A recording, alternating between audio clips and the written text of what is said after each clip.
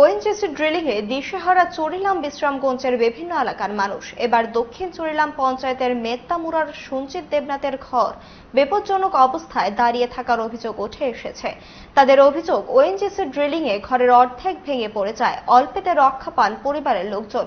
অন্যদিকে ফকিরামুড়ার পুলিশ কর্মীর স্ত্রী এজনাহারা বেগম এবং শিক্ষক হাবিবুর রহমানও ওএনজিসি কর্তৃপক্ষের কাছে ক্ষতিগ্রস্ত বিল্ডিংয়ের জন্য ক্ষতিপূরণ দাবি করেছেন।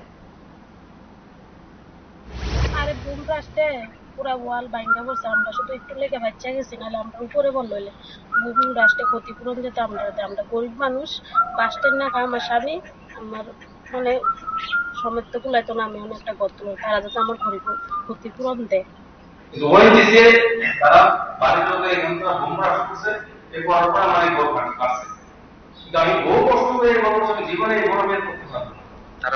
আমি অনেক অনুরোধ করছি আপনার গুমরাহ করেন না, আমার এই ঘরের কাছে আমার ফাঁকা ঘর বহুত কষ্ট করে করছি, আমি নকশা কিনে নেবো তার বাবা অনুরোধ করছি, তারা নাম মানছে না। এখন আমি চাইছি আমাকে বুঝতে বলছি, আমি তাদের কাছে আমি বিপদ অনুরোধ করছি যে আমার যাতে আমাদের ঘরের প্রতিবন্ধ